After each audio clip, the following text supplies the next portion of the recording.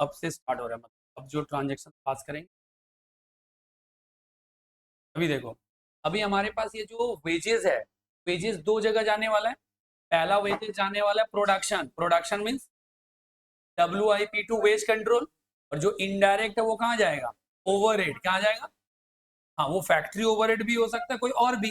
जब जनरली पता होता तो इनडायरेक्ट वेजेस हम लोग कहाँ मान के चलते हैं, फैक्ट्री ओवरहेड में। कहाँ जाते हैं, अगला तुम लोग एक लेजर का नाम खोलो, का नाम दो फैक्ट्री ओवरहेड, FOH। अच्छा, मैं कंट्रोल लिख नहीं रहा हूं, इट मींस कंट्रोल हर जगह है।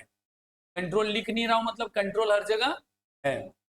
अब इधर आइए, बिकॉज वेज कंट्रोल का दो एंट्री पास करेंगे। लास्ट डे मैंने कंपाउंड एंट्री बताया था, क्या क्या जाएगा, जो वेजेस का पैसा एक जाएगा, लिखो WIP कंट्रोल। मैं कंट्रोल नहीं भी लिखूंगा तो भी करना, बाई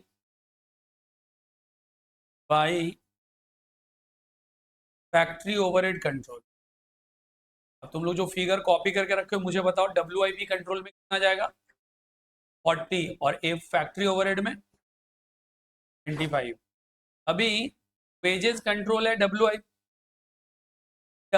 कंट्रोल, तो WIP कंट्रोल में कितना आएगा, 40,000। तो WIP कंट्रोल यहां पर लिखेंगे, WIP कंट्रोल में लिखो, यानी WIP कंट्रोल में work in progress to how much, next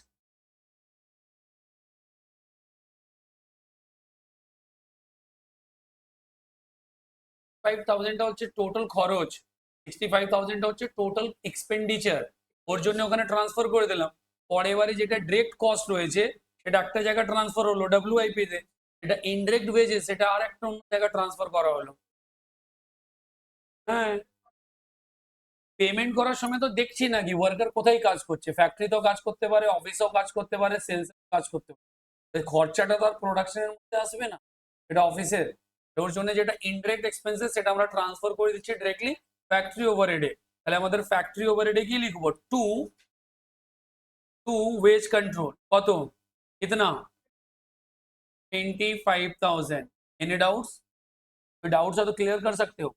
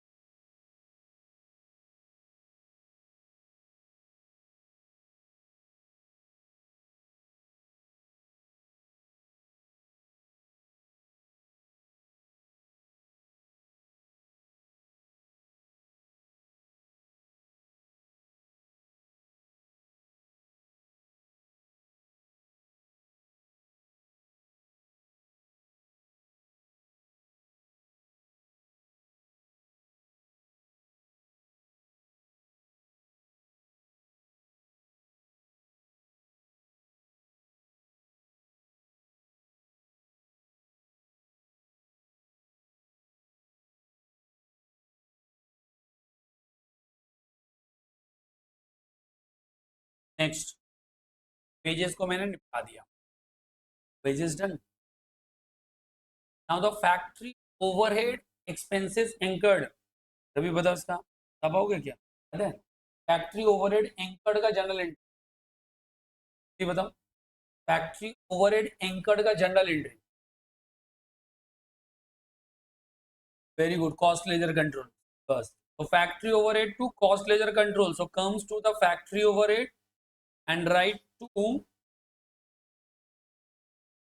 cost ledger control को क्या बोलते हैं, LC जाएगा, LC cost ledger control। कितना अमाउंट था वो, 15, 50,000 कर दिया। एंड कॉस्ट लेजर कंट्रोल में लिखो,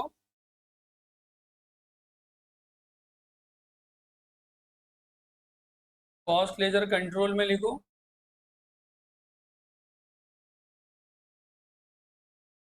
बाई फैक्ट्री ओवरहेड कंट्रोल। हाँ, 50,000 कर दिया। तो ये जो इंकर्ड वाला था फैक्ट्री ओवरहेड कर दिया। अभी है सेलिंग एंड एडमिनिस्ट्रेटिव एक्सपेंसेस, ये भी एंकर्ड है, क्या मान के चलेंगे? एंकर्ड मान के चलेंगे। नीचे कुछ और है, factory overhead are applied to the production at 150% of direct wages. Any under over absorption being carried forward for the adjustment in the subsequent month.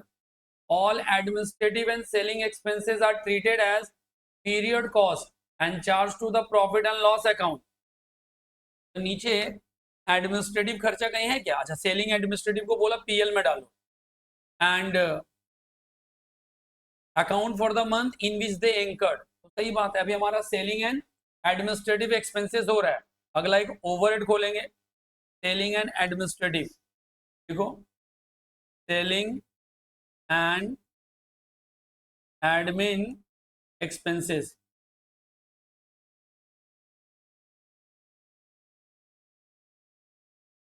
इसमें लिखेंगे 2, क्योंकि इसका एंट्री क्या है, सेलिंग एंड एडमिन 2 CLC, तो नीचे लिखेंगे 2 CLC। कितना रुपए का खर्चा था इसका? अमाउंट तो इसका 40,000, यहाँ पर लिखेंगे 40,000 to CLC 40,000 and now CLC by selling and admin, by selling and admin 40,000। next cost of finish goods transfer to warehouse. Cost of finish goods तो तब होगा ना जब WIP को निपटा देंगे, जब WIP को क्या करेंगे, निपटाएंगे तब। बट बिफोर दैट अभी हमें बताया गया है कि मेरा फैक्ट्री ओवरहेड उतना होगा 150% ऑफ डायरेक्ट वेजेस। मेरा डायरेक्ट वेजेस है कितना? 40,000।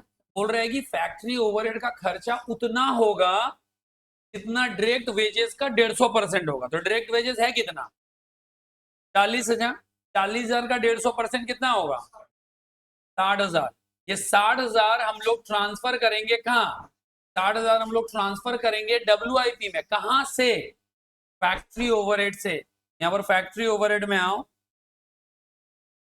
फैक्ट्री फैक्ट्री फैक्ट्री का फैक्ट्री ओवरहेड, और फैक्ट्री ओवरहेड में लिखो by WIP 60,000। How? 150% of 40,000, 150% of 40,000,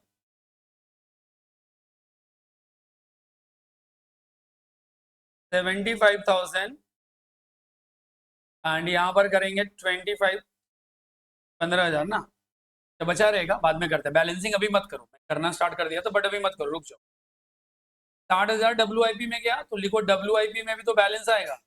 WIP में लिखो 2 फैक्ट्री ओवरहेड 60,000। WIP में भी तो एंट्री पास करना ही पड़ेगा, कर दिया। ये 40,000 का भी एंट्री हमने यहाँ पर पास कर दिया। करने के बाद बोल रहे हैं कि जो cost of finish good transfer to warehouse and cost of good sold, तो कितना फिनिश गुड ट्रांसफर कर रहे हैं? 2,13,000। कितना ट्रांसफर कर रहे हैं? तो वेयर हाउस में गया मतलब फिनिश गुड्स बना। इसका जर्नल एंट्री कौन बताएगा? बताओ। हाँ, वेयर हाउस में ट्रांसफर किए फिनिश गुड्स को, इसका जर्नल एंट्री क्या होगा? बताओ। तो डायग्राम देखो, तुरंत समझ में आ जाएगा। डायग्राम को देखो मत, मतलब मन मन में देखो, दिव्य दृष्टि से। हाँ बोलो। नहीं बोलो ब्रा। नहीं, मैं बोल रहा हूँ transfer to finish goods, FG to WIP। अरे FG to WIP diagram check करो, डायग्राम में दिख रहा है FG टू WIP। अरे देखो क्या लिखा है, finish good transfer to warehouse, मतलब बना हुआ सामान वेयर हाउस में रख रहे हैं। तो सामान कहां से बनता है? तो भाई WIP का सामान बनता है ना जी, WIP का सामान बनता है। इधर आओ, WIP में लिखो, अब मैं रेड, अब मैं इसको अलग क्लू से करता हूं। WIP में आओ, WIP में लिखो बाई फिनिश्ड गुड्स कितना 2,13,000। तो फिनिश गुड्स में लिखेंगे टू WIP 2,13,000 2,13,000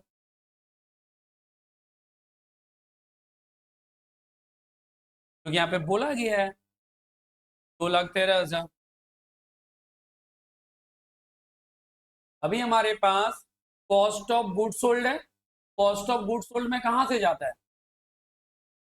हाँ, तो इसके लिए हमारे पास एक लेजर खोलो जिसका नाम दो कॉस्ट ऑफ गुड्स सोल्ड।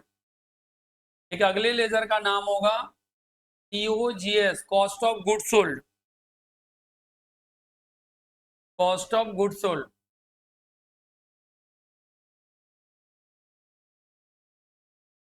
और एक लेजर का नाम है सेल्स। तो नीचे एक लेजर का और नाम दो जिसका नाम होगा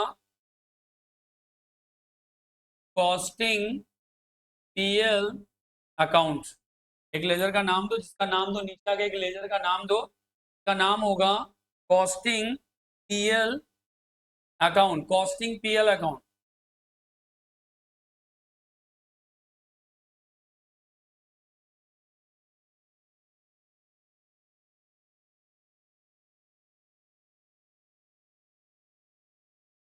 costing PL account.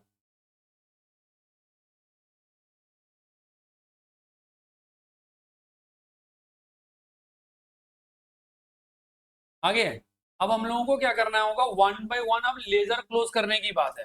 One by one क्या करेंगे, लेजर।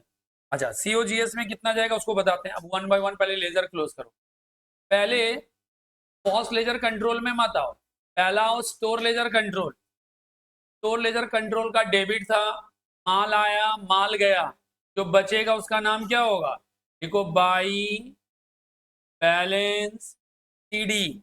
अब ब्रैकेट में ऐसे लिखना बैलेंसिंग फिगर, ताकि मुझे पता चले कौन सा आंसर वाला पार्ट है, which one is the answer part. क्या बोले? 31,000। So the store ledger balance closed. Now comes to WIP. All the entries are made in WIP, opening balance, all the transactions. So whatever left at the closing balance, which means कितना बेटा? अच्छा, ठीक ठीक है, चलो amount wise जो changes होगा कर लेते हैं। 32 हो गया। नेक्स्ट, वर्क इन प्रोग्रेस में लिखो by balance CD, again in bracket balancing figure. What is the balance of work in progress? Balance of work in progress.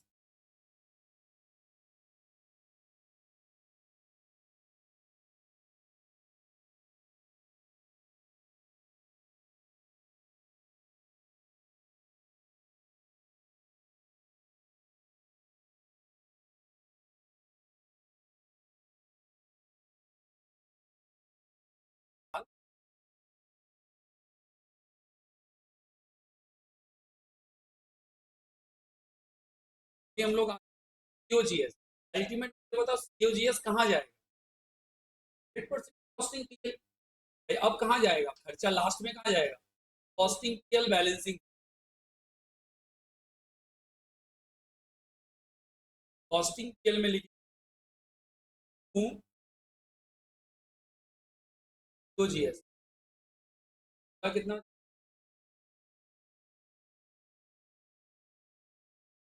अब इधर आ जाओ, अब तुम लोग आ जाओ cost ledger control. Cost ledger control में कितना करेंगे? सेल्स फिगर कितना चेक करो यार। सेल्स का कोई जनरल एंट्री बताएगा? का कोई जनरल ऐसे याद है, लिखवाए थे मार्क करके ऊपर वाला एंट्री में, को याद है? तो उल्टा बोल रहे। Cost ledger control to costing PL।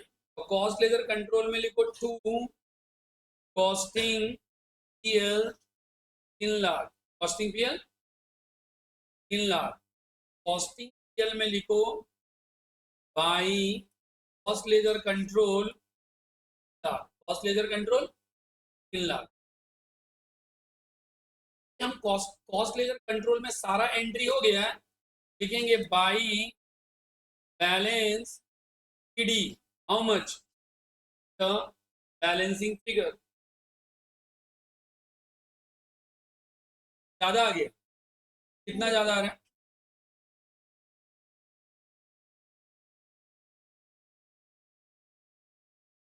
कितने? अरे हाँ, अरे गलत कर रहा है, इसका बीडी इधर है तो इधर ही तो आना। तू अभी क्योंकि हर एक का बाई कर रहे थे ना, एकदम हुए चला गया। 45 अरे तुम सीडी का उल्टा ना, सीडी है। हर लेजर में अभी बाई बाई कर रहे थे, इसका भी हम लोग बाई कर रहे थे, बट एक्चुअली डेबिट ही होना सही, तो डेबिट ही है।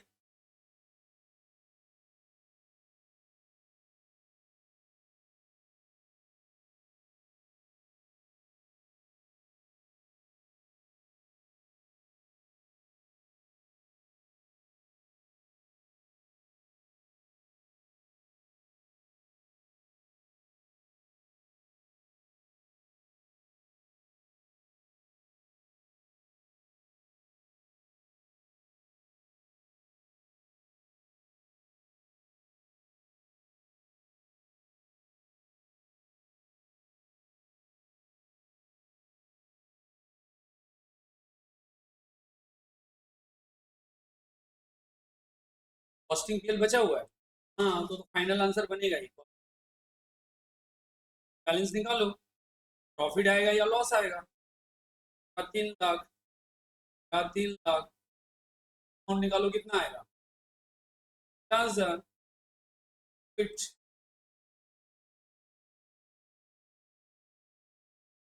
पहले भी कर सकते, लास्ट में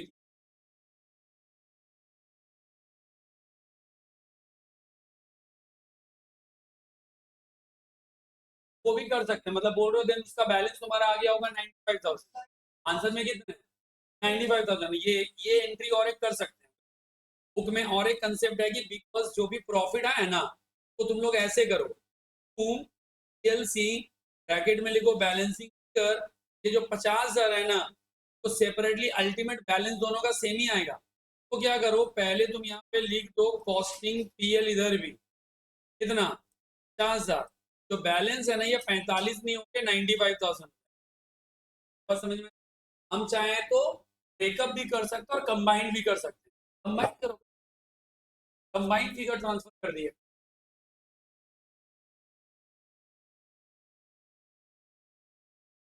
तो अलग अलग दिखा दे, दोनों का लेजर अलग, प्रॉफिट को अलग से दिखा दे। प्रॉफिट को मेरा बात बोलेगा ट्रायल बैलेंस बनाओ, क्या बनाने के? ट्रायल बैलेंस बिफोर पीएल बनता है ना आफ्टर पीएल बनता है? और फाइनल अकाउंट बनता है। अब हम फाइनल अकाउंट पीएल तो पीएल में नहीं लिख पाएंगे ना, अब हम उस बैलेंस को कॉस्ट लेजर ऐड कर देते। मेरा प्रॉफिट आता, वो कॉस्ट लेजर के साथ ऐड होता, तो अलग से नहीं है। दिक्कत क्या? या आप बोल सकते हो प्रॉफिट को अगर दिखाना ही पड़े, ट्रायल बैलेंस के पाई में दिखा देंगे। Answer sir. अभी तुम लोग एक ट्रायल बैलेंस भी ड्रॉ करो, चलो एक छोटा सा trial balance. Trial balance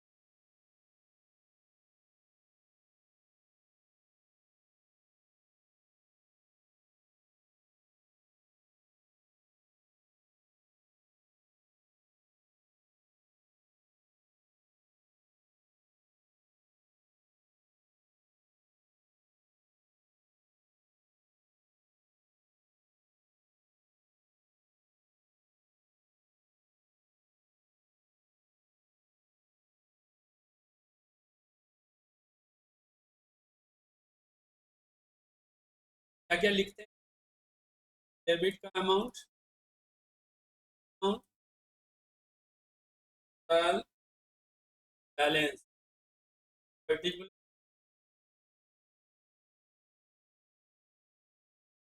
balance कितना है? 1000। डेबिट में तो क्रेडिट होगा, क्रेडिट में एलसी के बाद वाला लेजर बताओ, एसएल कितना बैलेंस है? 32,000। एसएलसी के बाद डब्ल्यूआईपी, डब्ल्यूआईपी का कितना बैलेंस है? 30,000। डब्ल्यूआईपी के बाद बैलेंस है 8,000। उसके बाद वेजेस का, फैक्ट्री ओवरहेड का बैलेंस कितना?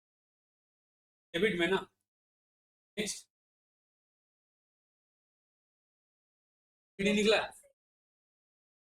बीडी कॉस्टिंग पीएल में चला गया, सीडी फैक्ट्री ओवरहेड के बाद कोई और सेल ले गया, तो ऐड करो, बोथ साइड इक्वल आना चाहिए। आ रहा है तो करेक्ट है, नहीं तो कहीं ना कहीं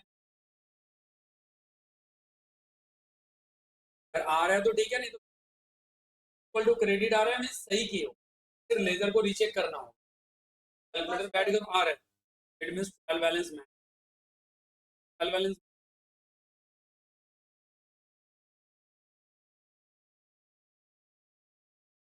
ट्रायल बैलेंस,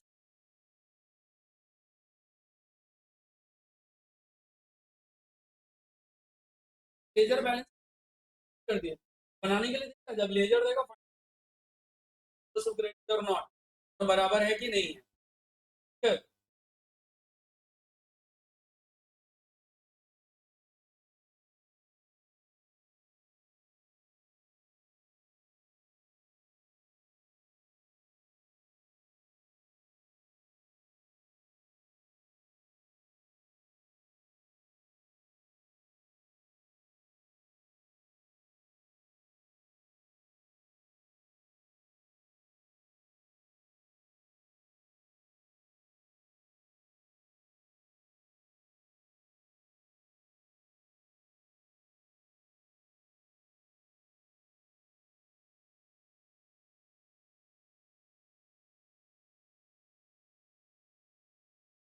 कोई भी और एक सम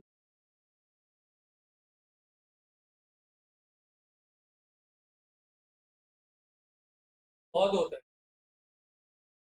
दो ठो को क्या समझ रहे? तो दो ठो तो भाई पूरे कोर्स में 35-40 क्लास ही होते हैं, इस हिसाब से तुम दो क्लास के तो कितना कर लिया क्लास, एक एक तो अगर मिस रिकवरी के लिए किया भी नहीं होगा तुम 100% से पूछा भी नहीं होगा क्या क्लास में चला जो घर में भी पढ़ रहे हैं, क्यों किसी से? देखो इधर, यहाँ पर देखो लेजर है, लेजर का देखो बड़ा है, बड़ा क्वेश्चन है, जर्नल का स्क्रिप्ट नहीं होता, हर लेजर पे खुद पढ़ते पहला दिन ही और हैपोजर लगता है, बट आज देखो लेजर में एंट्री पढ़ रहा है, कोई अलग से प्रेशर नहीं, तो एमए का बुक में बस यही दो क्वेश्चन, एक तो जनरल का सम्स और एक तो लेजर, तो प्रिंट आउट गया।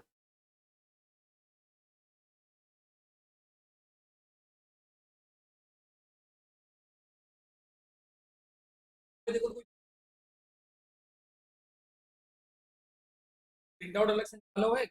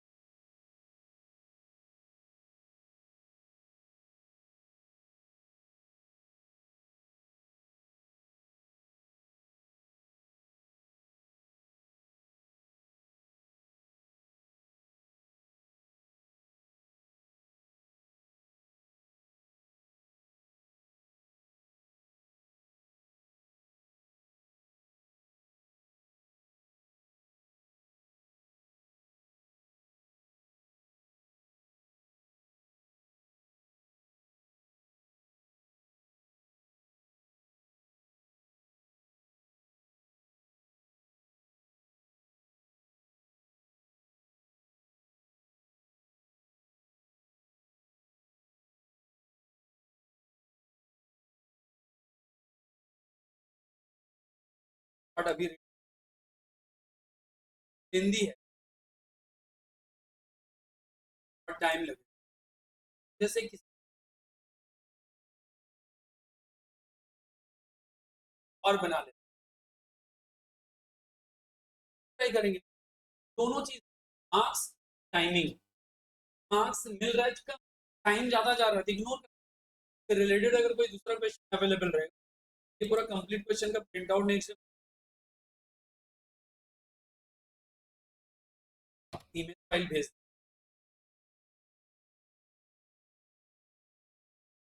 एटलीस्ट स्टार्टिंग वाला कुछ एंट्री में कोई भी एक तरफा एंट्री हमको बस एटलीस्ट 4-5 एंट्री कभी हो जाए,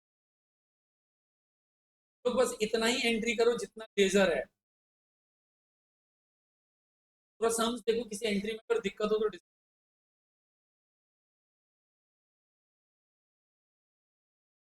CL adjusted with creditors, CL by bank, CL adjustment by cash creditor, CL adjustment by cash creditor, तो GL adjustment with creditor।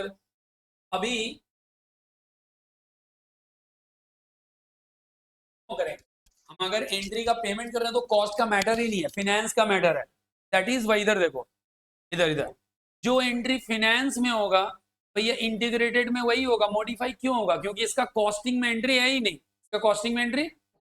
वैसे ही जब WIP में मटेरियल भेजते हैं, this is the internal process, मैं क्या बताया, कॉस्टिंग में मटेरियल को स्टोर से फैक्ट्री में डालना, कोई भी फाइनेंशियल एस्पेक्ट चेंज नहीं होता है, only the process transfer, WIP से finish goods is the only process transfer. Finance में कोई एंट्री करते हैं, नो एंट्री इन फाइनेंस, तो भैया जो कॉस्ट एंट्री है वही तो एंट्री मेरा बन जाएगा integrated. It means if entry only recorded in finance or entry only recorded in cost, in integrated there is no change, finance वाले को ही पोस्ट कर दो, कॉस्ट वाले को ही पोस्ट कर दो। इसीलिए जब तुम लोग सीधा इंटीग्रेटेड पढ़ना स्टार्ट करोगे तो तुम्हें कुछ कुछ एंट्री सेम मिलेगा, कुछ कुछ एंट्री चेंज मिलेगा, तो दिमाग वहीं खराब होता है कि कैसे समझेंगे, किसमें चेंज करना है किसमें चेंज नहीं करना है। पहला चेंज का मैंने क्या तरीका बताया, to remove cost ledger control by data, sorry, by creditor, by cash or by bank, आधा problem solve। if entry recorded is finance only, it's also recorded in integrated, if entry recorded in cost only, that's also recorded in integrated account। ये अगर फंडा याद रखोगे integrated में नया कुछ भी सीखने का नहीं है, याद रहेगा क्या। अगला देखो, इसका जो सेकंड पार्ट है वो भी एक बार देखते हैं बेटा, इसे जितना भी एंट्री ले लो, देखो अब जितना एंट्री फिनेंस में नहीं है उतना एंट्री तो सेम, चाहे वो इंटीग्रेटेड हो चाहे वो नॉन इंटीग्रेटेड हो। जब दोनों जगह एंट्री होगा तब तुम्हें थोड़ी सी परेशानी होगी, या वहीं पे तुम्हें ध्यान रखना है कि हमें कॉस्ट लेजर कंट्रोल को नहीं लेना है। जैसे देखो यहाँ यहाँ यहाँ यहाँ कोई भी फिनेंस में एंट्री नहीं होता, ये सारा एंट्री सेम होगा, जो कॉस्ट जो इंटीग्रेटेड में होता है जो नॉन इंटीग्रेटेड में होता है, कोई दिक्कत तो बोलो। अभी वेजेस टू कैश, फिर देखो सी, वही ना यार, कॉस्ट लेजर कंट्रोल को कैश बैंक करना है, यहाँ एंट्री नहीं है तो ये एंट्री और ये एंट्री सेम होगा। एक्सपेंसेस टू कैश बैंक तो कॉस्ट लेजर कंट्रोल को कैश बैंक, एकदम इजी है। ये जो मैं कंसेप्ट तुम लोगों को समझाया, दो चीज याद रखना है, या बोल सकते हो तीन चीज, क्या क्या, सीधा कॉस्ट लेजर कंट्रोल को क्रेडिटर कैश बैंक से रिप्लेस करो, एंट्री अगर सिर्फ फाइनेंस में है तो रिकॉर्ड करो as it is, entry only in cost है उसको भी रिकॉर्ड करो एज एंट्री, समझ खत्म। पूरा का पूरा तुम्हारा नॉन इंटीग्रेटेड से इंटीग्रेटेड बन जाएगा। अब क्या बन जाएगा, नॉन इंटीग्रेटेड। अब तुम्हें क्यों इधर में 10 एंट्री 15 एंट्री इधर और फिर 15 एंट्री उधर, 30 एंट्री रट्टा मारना है ना, 15 एंट्री पहले इंटीग्रेट नॉन इंटीग्रेटेड समझना है। और जब मैं नॉन इंटीग्रेटेड भी समझाया हूं उसमें से तो 12-13 एंट्री डायग्राम पे है, सिर्फ 3-4 एंट्री सेपरेटली लिखाया गया है ना। अब डायग्राम को अगर अच्छे से स्टडी कर लिए इंटीग्रेट नॉन इंटीग्रेटेड कर पाओगे, नॉन इंटीग्रेटेड हो गया तो 2-3-4 एडजस्टमेंट करो, इंटीग्रेटेड बन गया। तो तुम्हें भाई इतना जनरल तो पढ़ना, अब जब इंटीग्रेटेड समझ में आ जाएगा एंड देन रिकॉन्सिलेशन, तो इंटीग्रेटेड में हमें जनरल एंट्री में टाइम देना ही नहीं है, सीधा हम लोग अगले क्लास में क्या करेंगे, रिकॉन्सिलेशन। अगला क्लास रिकॉन्सिलेशंस का चलेगा, बट घर से तुम लोगों को पढ़ के आना पड़ेगा। देखो इधर फिर नीचे जब जाओगे there is an again journal entries, सवाल यहाँ कॉपी पेस्ट रहेगा, लेकिन याद रखना इंटीग्रेटेड है, फाइनेंशियल नेचर का ध्यान रखना है, और जितने भी कॉस्ट लेजर कंट्रोल है उसकी जगह या तो क्रेडिटर या तो कैश नहीं तो बैंक लिखना। तो तुम लोग होमवर्क लिख लो, 10 नंबर करके लाना।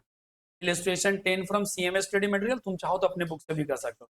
10 एंड 11 दो, बस 10 11 दो कर लेना, ठीक है। अगले दिन हम लोग रिकॉन्सिलेशन करेंगे। लेजर में कोई और एक्स्ट्रा डाउट्स है तो वो भी एक बार डिस्कस, ठीक है।